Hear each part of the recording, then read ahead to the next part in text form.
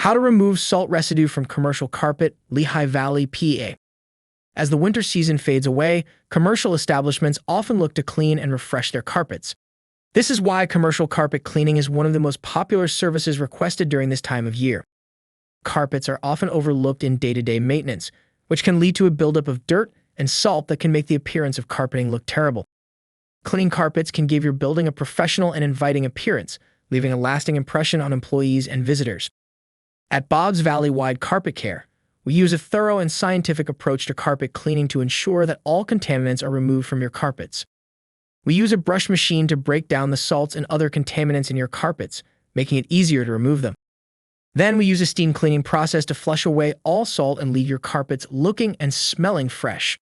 Finally, a neutral rinse is applied to remove any remaining residue and leave your carpets in a neutral state.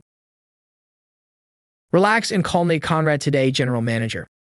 Bob's Valley-wide Carpet Care has been serving Lehigh Valley, PA and its surrounding areas since 1989. Visit our website at bobsvalleywide.com.